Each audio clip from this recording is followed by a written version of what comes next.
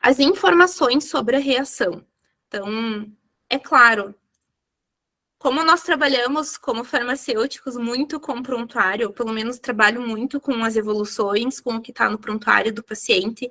Então, a primeira coisa que eu faço para investigar uma reação é avaliar todo o prontuário daquele paciente, já verificar a gente verifica os exames, faz toda essa avaliação prévia.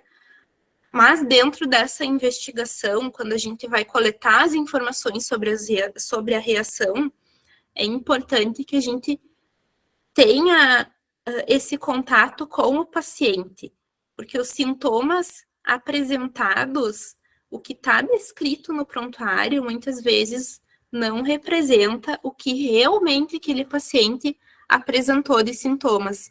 Então, é bem importante verificar quando é possível, né? Depende ali se o paciente está bem orientado, se é possível a gente chegar até ele e fazer essa entrevista.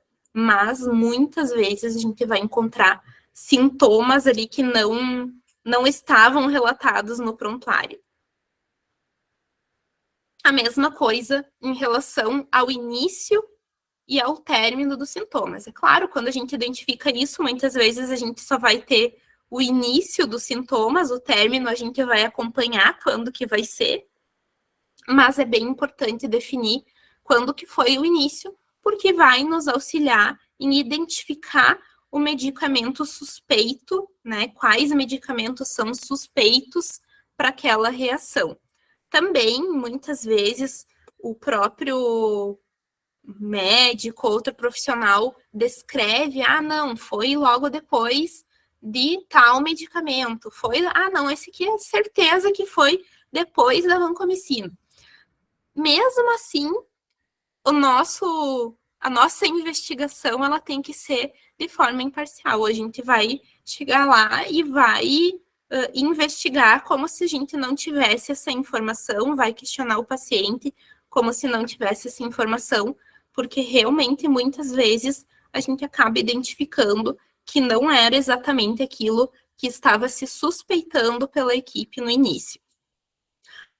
A conduta diante a reação, uma coisa que a gente também vai verificar, o que foi prescrito para tratar, se já foi prescrito, se não foi, é uma intervenção que pode ser feita, né? Ter essa comunicação com a equipe. Verificar se para a reação que a gente está trabalhando tem algum exame complementar, para a gente estar analisando também. E uma coisa que a gente já tem que ir se atentando é sobre algumas características de certas reações que podem acontecer. Isso quando a gente começa a trabalhar mais especificamente com as reações adversas, é bem importante a gente já ter em mente quais que são os critérios que caracterizam uma síndrome do homem vermelho, ou uma dermatite com eosinofilia e mais algum sintoma sistêmico, uma síndrome de Dress, uma Steven Johnson, uma reação extrapiramidal, a plaquetopenia induzida por heparina. Então, essas síndromes que são reações adversas, alguns casos, né, como a síndrome do homem vermelho, que é da infusão, pode ser da infusão rápida da vancomicina, aí é um erro de medicação. Mas é importante a gente ter em mente quais são os critérios para fechar aquela síndrome. Então, aqui no DRESS, na necrólise epidérmica tóxica, alguns profissionais aprendem, eu tive um paciente que teve um DRESS, um paciente. Daí tu começa a observar que todos os que têm algum rush cutâneo, algum eritema ali, às vezes nem é tão extenso, não tem eosinofilia, não tem comprometimento hepático, nada renal, eles colocam síndrome de DRESS como suspeita. Então, às vezes, vai se aparecendo diante das suspeitas para aquela reação, coisas que não são, que não fecha o critério. A gente vai fazer diagnóstico? Não, mas a gente vai auxiliar esse profissional a também dizer, mas DRESS, acho que DRESS, né, mas não tem eosinofilia, é um rush mais simples, não é uma grande extensão, será que é DRESS? Então, isso cabe a gente trabalhar, até porque se for um serviço, então se vai ser reportado isso dentro do Vigimed, o quanto melhor a gente reportar essa informação, mais a gente vai estar contribuindo com o que se tem de conhecimento sobre os medicamentos a nível mundial, porque essa notificação que vai no Vigimed, ela é uma notificação que ela vai diretamente para a base da OMS. Então, ela vai para o Centro de Monitorização do Uso de Medicamentos, que é o centro da OMS.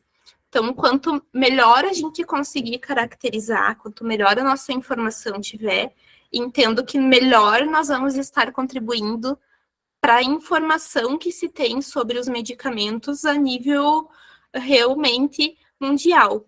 Então, é bem importante a gente ter em mente esses critérios que fecham esses diagnósticos, essas síndromes, porque a gente vai estar auxiliando nessa definição.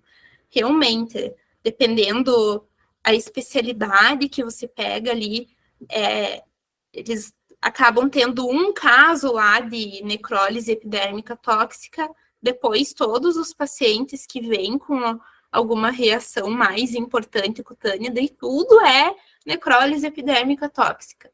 Então, é claro, já nos acende um alerta quando a gente lê isso, identifica isso, de não, essa aqui eu tenho que ir lá ver agora. Mas é bem importante nós não nos desesperarmos, digamos assim, quando a gente identifica isso no prontuário, porque muitas vezes não vai fechar esse diagnóstico lá na ponta. E, por outro lado, às vezes tem tudo isso, o paciente está apresentando todos os critérios, mas pela equipe assistente ali, talvez não está relatando que aquilo é um DRESS, que é uma Steven Johnson. Então, isso a gente também pode estar auxiliando na identificação. Outra coisa, em relação à informação sobre as reações, é importante que a gente saiba esse início dos sintomas, para depois bater com o início da utilização de cada medicamento. E temos que ter em mente, né, que algumas reações vão ser tardias, então tem muitos antibióticos, anticonvulsivantes, que a reação não vai ser imediata, não vai ser nos primeiros dias de utilização do medicamento, vai ser 10, 15 dias depois do início dessa reação. Então, a gente tem reação tardia. Por isso que, quando a gente olha uma prescrição e pensa no medicamento suspeito, é claro que a gente vai ter algumas suspeitas ali mais prováveis no início, mas a gente não pode, não, esse aqui está descartado porque já faz 15 dias de uso. Não, pode ser uma reação tardia àquele medicamento, a depender do medicamento.